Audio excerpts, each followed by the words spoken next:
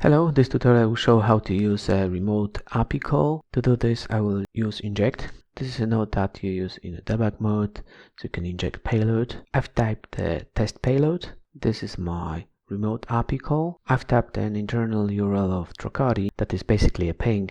It will return any data that is posted to it.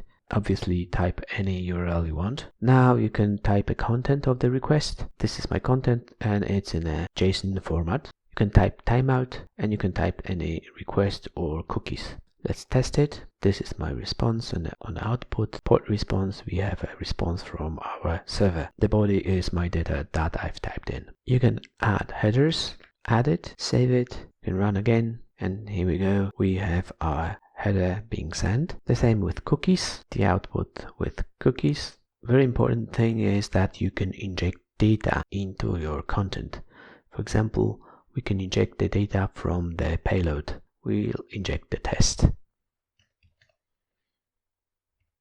Use dotted notation to do that. Here we go. We've injected one from the payload. To inject data into HTML, we will need to use curly braces. Here we go. My content is P1. The same goes with text. You can also inject data into the headers and cookies the same way.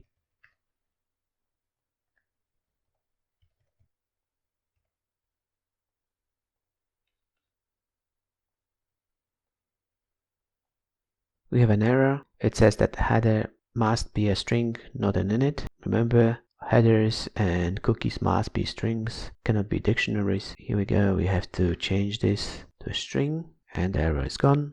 The response is okay. We have also two output ports, response and error. Let's see what's going on here. I connect one more node and run it. Here we go. We can see that there is a response, there's data on the response port, and we are running this node from this branch. You can also see it here. On a port response we have data, and on the port error we don't have any information. If we make a mistake and type a wrong URL and we run it, we can see that there's error on the error part, and the same here, response is none and the error part is not found. It means that this URL doesn't exist.